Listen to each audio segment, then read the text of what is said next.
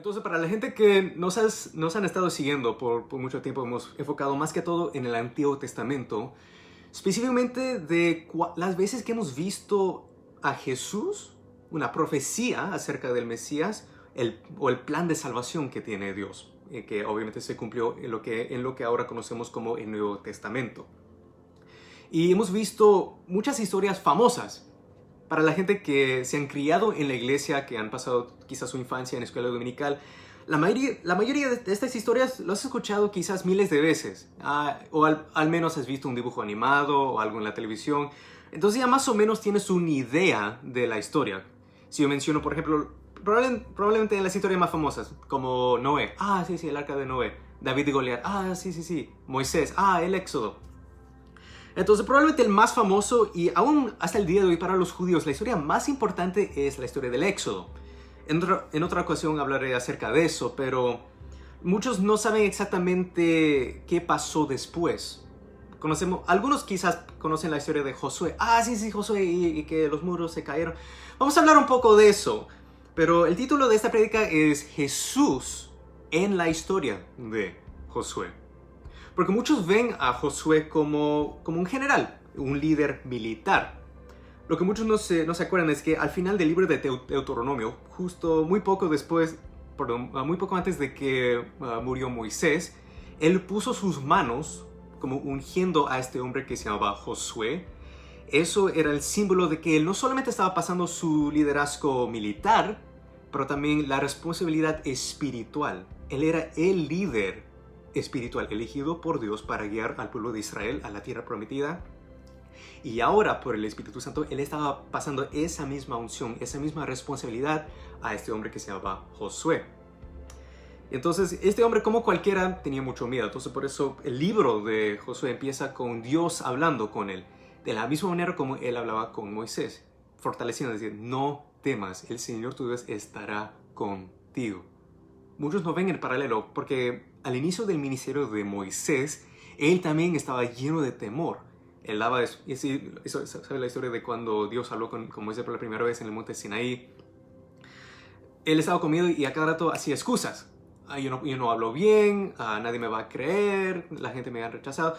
Y cada vez Dios le tiene que responder diciendo, yo voy a estar contigo. En otras palabras, esta batalla no es suyo. Yo no voy a dejarte solo delante del faraón, a todo el imperio egipcio. Yo voy a estar contigo. Y creo que recién se empezó a creer. Empezó a darse cuenta de que Dios estaba con él por ejemplo, cuando los israelitas estaban al punto de cruzar el Mar Rojo. Y cuando la gente quejaban, nos trajiste acá para morir, mira cómo están detrás de nosotros, estamos atrapados con el mar. Él dice, el Señor luchará por nosotros. Y él tenía una relación con Dios muy único que ahora con la luz del Nuevo Testamento entendemos. Él conocía a Dios de una manera única. Hasta cuando Dios confrontó a sus hermanos, a Aarón y Miriam, Dios les habló diciendo, mira, con profetas yo les hablo en visiones, en sueños, palabras, pero no con Moisés. Él me conoce cara a cara.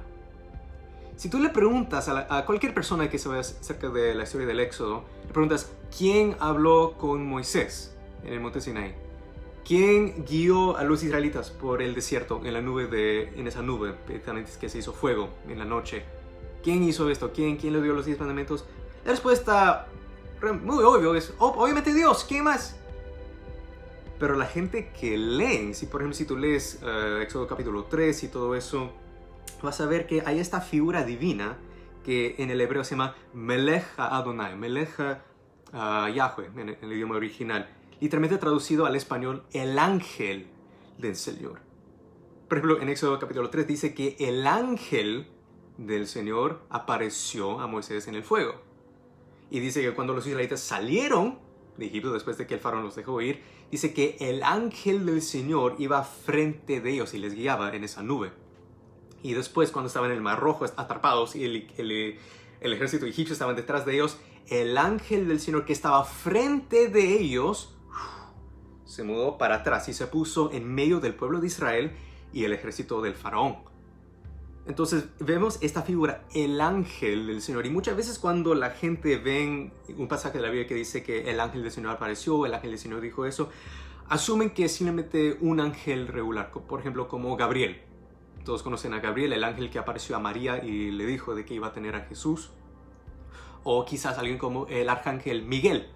Él es el comandante del ejército de Dios y él siempre pelea. Lo ves, por ejemplo, en Apocalipsis capítulo 12, que él lucha contra el dragón, que es Satanás. Pero, ¿quién exactamente es este ángel?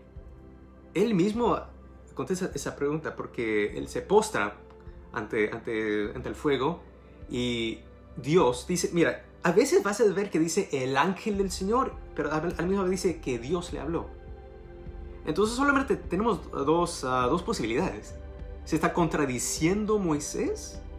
¿O este ángel del Señor es otra persona de Dios que comparta la misma naturaleza de Dios que está en el cielo, lo que el día de hoy conocemos como Dios el Padre? Los que ahora leen el Nuevo Testamento pueden ver un paralelo entre esta figura llamado el ángel del Señor y Jesucristo en el Nuevo. Entonces cuando tienes esos lentes espirituales para ver el resto de la historia, tiene sentido. Como Dios puede aparecer como un hombre. Dios se hizo hombre en Jesucristo en el Nuevo Testamento, pero no fue la única vez que Dios se hizo. El invisible Dios se hizo visible, como dice Pablo en Colosenses. Dice, mira, cuando casi todo el mundo sabe la historia de cuando Dios lo llamó a Moisés para liberar al pueblo de esclavitud en Egipto, le dice, saca tus sandalias, porque esta tierra en la cual estás parado ahorita mismo es tierra santa. Ahora, ¿por qué fue santa? Simplemente siempre fue así o lo decidió. Esa tierra fue hecha santa simplemente por el hecho de que Dios puso su pie ahí. Hasta el día de hoy, lo que nosotros llamamos geográficamente como la Tierra Santa, Israel y toda esa parte, la única razón por la cual es santa esa tierra es porque Dios mismo caminó sobre esa tierra. Este ángel le dice, saca tus sandalias porque esta tierra es santa, solo Dios puede santificar. Y le dice al toque, yo soy el Dios de tus ancestros, de Abraham, Isaac y Jacob. Y yo he visto la esclavitud de mi pueblo en Egipto. Entonces es muy claro de que este ángel del Señor está tomando los atributos del Dios Altísimo. Es Dios hecho visible con el propósito para liberar a su pueblo. Moisés entendió esto y hasta, mira, físicamente podían ver la gloria de Dios, el Shekinah, que es un representante del Espíritu Santo. Entonces, pero a pesar de todo eso, el pueblo siempre a cada rato caían en pecado. Una y otra vez Dios les tenía que hacer acordar, mira lo que yo hice por ti. Cómo yo te saqué de esclavitud en Egipto. Mira todos los milagros que hice para probar, no solo a ustedes, pero también al faraón, de que yo soy el Dios verdadero. Es tan fácil, mira, es tan fácil para nosotros, especialmente, mira, para mí también. Desde niño, una de mis películas favoritas fue El Príncipe de Egipto. No sé si ustedes lo han visto, en inglés The Prince of Egypt. Y hasta hay una parte en la película donde hay una canción durante la escena de las plagas, donde tú ves una figura muy grande de la cara del faraón, Ramsés en la película, no realmente fue Ramsés, pero en la película es Ramsés, y al otro lado ves la cara muy grande de Moisés, y los dos se están enfrentando así directamente. Entonces está dando la implicación a los niños que están viendo esa película de que esta lucha, esta guerra, es una guerra física entre Moisés y el faraón. Pero lo que Dios quería hacer muy claro es de que eso no fue el caso. Es como de la misma manera como si ustedes han jugado ajedrez alguna vez. Si tú no puedes ver a los jugadores que están ahí, parece un conflicto entre el equipo negro y el equipo blanco. Ves el rey blanco contra el rey negro y se están moviendo. Es una lucha entre el caballito y la reina. Pero realmente el conflicto es entre los pedazos o hay alguien detrás de esos pedazos que está realmente luchando. En este sentido, obviamente estamos hablando de un juego, pero así es la vida acá en la tierra. Lo que vemos en lo físico, lo que veías este conflicto entre Moisés y el faraón, simplemente fue una manifestación física de una guerra o una lucha espiritual. De nuevo, con el Nuevo Testamento vemos muy claramente, por ejemplo, en lo que Pablo escribió en Efesios capítulo 6, de que nuestra lucha no es contra sangre ni carne, no es contra personas acá en la tierra. Todo es una lucha contra un mundo espiritual, pero tenemos a Dios, quien es espíritu, a nuestro lado. Entonces, Dios que le quería hacer muy claro a Moisés: mira, yo te estoy usando en lo físico para liberar a tu pueblo, pero yo soy el que estoy realmente liberando a mi pueblo de esclavitud en Egipto. Entonces, esta responsabilidad y también esta revelación de quién es Dios y qué era su rol en todo esto, también tenía que pasar a Josué. Por eso Dios tenía que decirle con las mismas palabras que él dio a Moisés: yo, el Señor tu Dios, estaré contigo. Ahora acuérdense de que el ángel del Señor apareció a Moisés en el monte Sinaí, a un lado del río Jordán, muy lejos. La próxima vez que vemos al ángel del Señor físicamente viene después de un acto profético. Casi todo el mundo sabe la historia de cómo se partió el Mar Rojo por el poder de Dios. Esto también era una prueba para José, para ver si realmente ese mismo Espíritu Santo que estaba sobre Moisés, que le dio el poder para poder sacar a su pueblo de Egipto, también estaba con él. Entonces obviamente murió Moisés. Pero en lugar del Mar Rojo, el pueblo de Israel se encuentra en lo que ahora, si tuviera un mapa, te puedo mostrar, al lado este del río Jordán. El día de hoy existe como el país de Jordania. Eso era la frontera física, el río Jordán era la frontera física entre el desierto y la tierra prometida, lo que conocemos el día de hoy como Israel. Y no había manera como cruzar. Pero él escucha la voz del Señor y básicamente, muy simplemente le dice el Señor que traiga los sacerdotes, los que tienen la unción, que fue pasada por Aarón, que fue el primer sacerdote, que traigan con ellos esta cosa que se llama el arca. Bueno, en algunas tradiciones dice el arca del pacto, en otras quizás dice el arca de la alianza, pero ya saben de lo que estoy hablando. Esto era literalmente el trono físico de Dios acá en la tierra. Cada vez que veías, por ejemplo, a Moisés o a Aarón frente del tabernáculo donde estaba el arca y se postraban, no se estaban postrando ante los querubines, ante estas imágenes. Estaban postrando ante el trono de Dios que estaba en el Espíritu sentado sobre el arca, para que no se confunda. Entonces, esta arca, la razón por la cual Dios lo hizo como un representante del trono es porque en el arca ves una figura profética de quién es Jesús. Dice la Biblia que habían 3 artículos dentro de esta caja. Bueno, eso es lo que era una caja. Lo primero fue los 10 mandamientos. Dios había dado los 10 mandamientos a Moisés físicamente en estas piedras, estas tabletas de piedra. Entonces los originales, fueron puestos dentro del arca. Dios mismo lo escribió con su mano. Después había una copa llena de maná. Los que no saben lo que es maná, era un pan especial que literalmente Dios dio desde el cielo para que el pueblo de Israel no murieran de hambre en el desierto. Y después, una vara. Específicamente la vara de Aarón, que hay una historia acerca de cómo almendras empezó a crecer de esta madera como un representante de que la unción del sacerdocio estaba sobre la casa de Aarón. Entonces tienes la palabra de Dios, tú tienes el pan de vida, que es el maná, y tú tienes al sacerdote, el sumo sacerdote, dentro del arca. Los que saben y conocen muy bien el Nuevo Testamento saben de que todo eso representa a Jesucristo. Por el poder de Dios, de la misma manera como abrió el Mar Rojo para Moisés y los israelitas, Dios también abre el río Jordán, porque pasa el arca y todo el pueblo también pasa detrás. Entonces estaba mostrando de que la unción que estaba con Moisés iba a seguir con Josué y los israelitas. Simplemente por el hecho de que Moisés había muerto, no significaba que Dios los había abandonado. Crucen el río y ahora al fin están dentro del territorio de la tierra prometida, que Moisés tristemente no pudo ver con sus ojos. Pero mientras que están ahí, encuentran su primer obstáculo, esta ciudad fortificada, muy fuerte, con unas murallas muy altas, que se llama Jericó. Quizás ustedes han escuchado de ese nombre. Y los israelitas físicamente no tienen una manera como derrotar esta ciudad. Entonces, solo sale del campo durante la noche Josué y hace como hacía Moisés. Cuando él tenía problemas, él simplemente se iba a solos y hablaba con Dios. Oraba diciendo, ¿qué voy a hacer? ¿Qué puedo hacer para derrotar a esta ciudad? Esto es nuestro primer obstáculo. Si no podemos derrotar a Jericó, no podemos tomar esta tierra prometida, que fue prometido a nosotros desde la época de Abraham. Y después, mientras que él está a solas, este hombre aparece a él con una espada enorme. Y obviamente se asusta un poco. Josué también saca su espada y le advierte diciendo, ¿quién eres tú?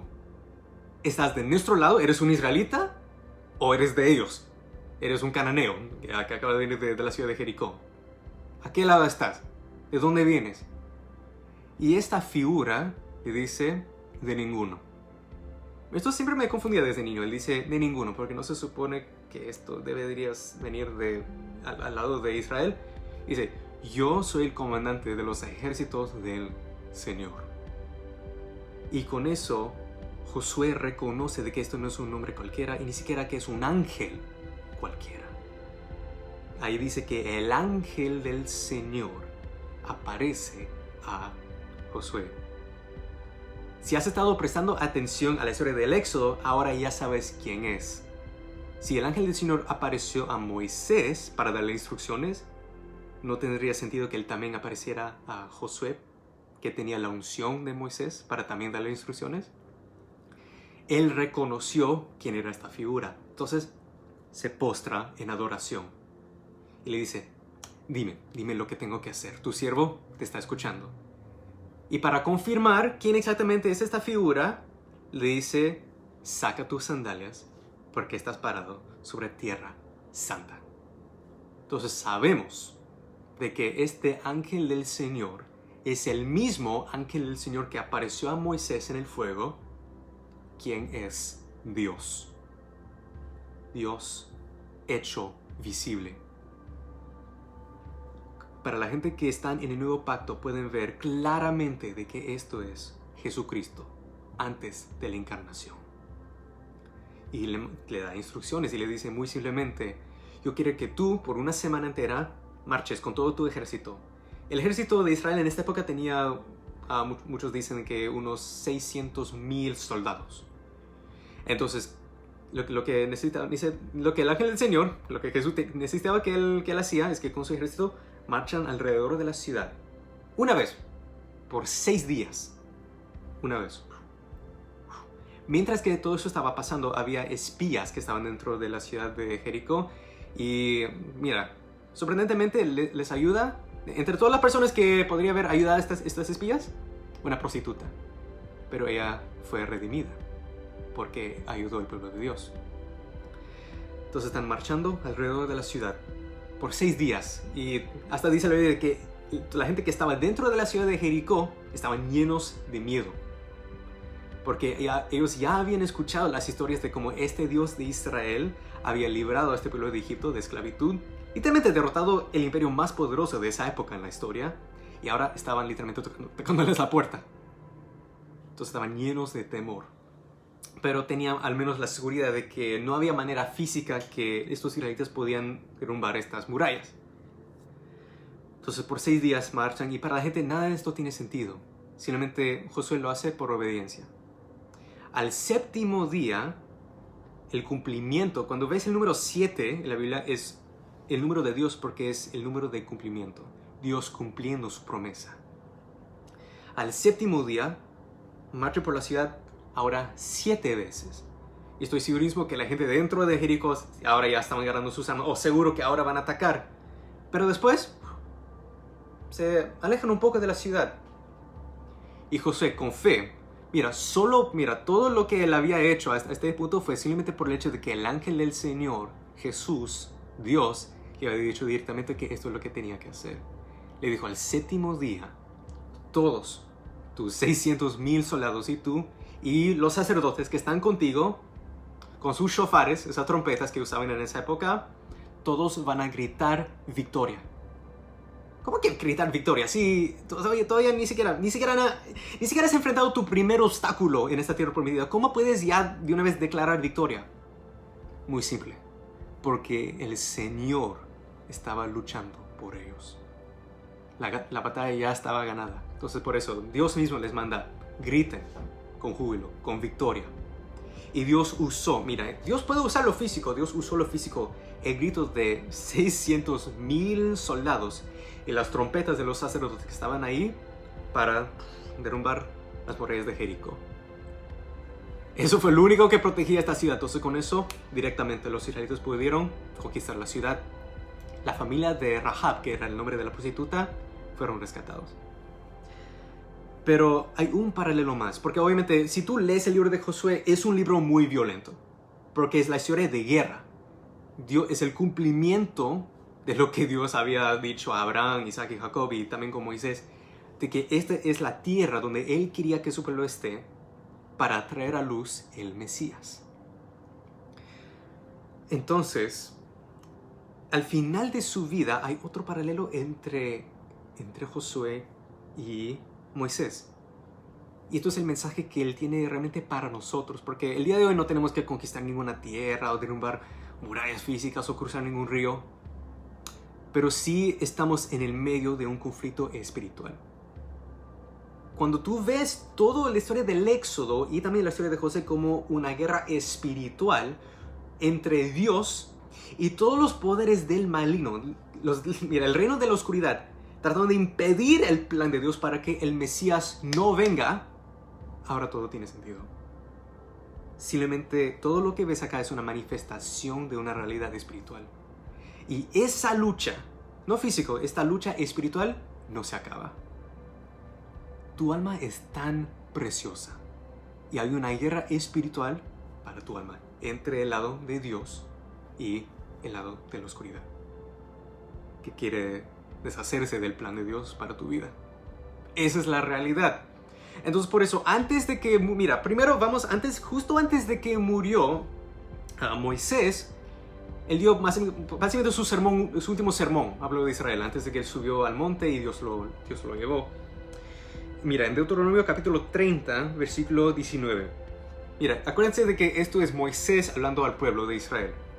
Hoy pongo al cielo y a la tierra por testigos contra ti, de que te he dado a elegir entre la vida y la muerte, entre la bendición y la maldición.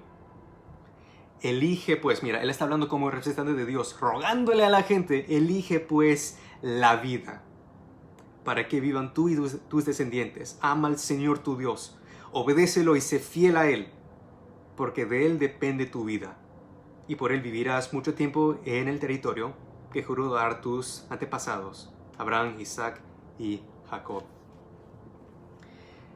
Y esa lucha espiritual nunca realmente acabó. Hasta el final, mira, una y otra vez en la historia de Josué vas a ver que Dios, una y otra vez, ese mismo ángel lucha por su pueblo.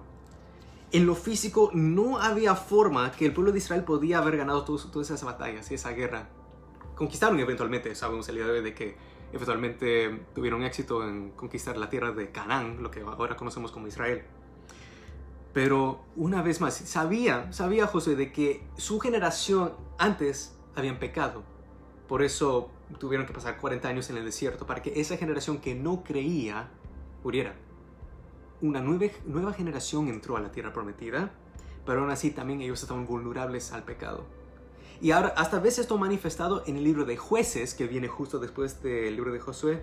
Dice que en este tiempo, mira, el libro empieza y también termina con esto, de que en este tiempo Israel no tuvo un rey, específicamente un rey que amaba al Señor. Y por eso literalmente la gente hacía lo que les daba la gana. Hacían lo que ellos creían que era lo correcto. Pero si tú lo lees, vas a ver que este pueblo sufrió una y otra vez por su rebeldía contra Dios. Entonces, una vez más, antes de que Josué muriera, él también hace una advertencia muy parecida al de Moisés. Josué capítulo 24, versículo 15. Dice acá: pero si ustedes les parece mal servir al Señor, porque muchos ya habían caído en idolatría, elijan ustedes mismos a quienes van a servir. A los dioses, mira, estos dioses son demonios, como sabemos con el Nuevo Testamento, que querían tomar estas almas. fuera de la presencia de Dios. Entonces tú tienes la libertad de elegirlos. Tú puedes también decidir que sabes que yo no quiero ser parte del plan de Dios. Yo quiero vivir mi vida como yo quiero, hacer lo que me dé la gana. Y Dios va a honrar tu decisión. Entonces por eso les dije, tú pueden servir a los dioses que sirvieron tus antepasados al otro lado del río Eufrates, o a los dioses por los amorreos, que eran unos tribus que vivían por ahí, en cuya tierra ustedes ahora habitan. Por mi parte, mi familia y yo serviremos al Señor. Entonces la pregunta, ¿qué elige usted? Tienes esa decisión, la vida o la muerte.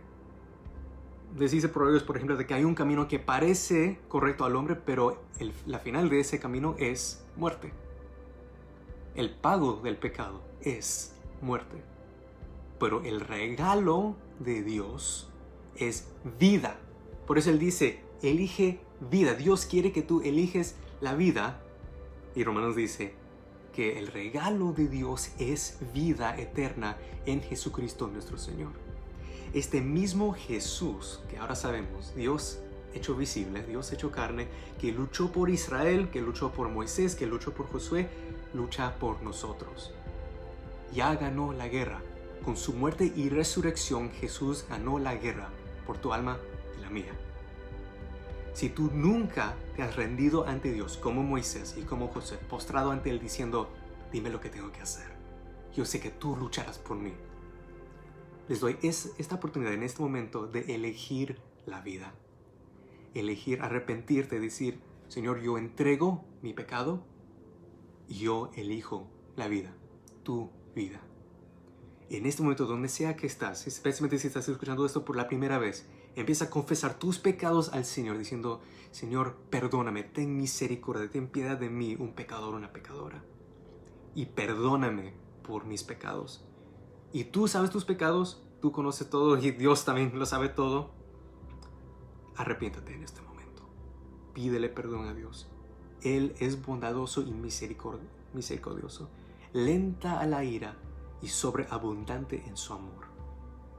Y con eso puedes confesar, yo confieso con mi boca de que Jesucristo es el Señor, de que Él murió en la cruz por mis pecados y al tercer día resucitó entre los muertos para darme esa vida eterna.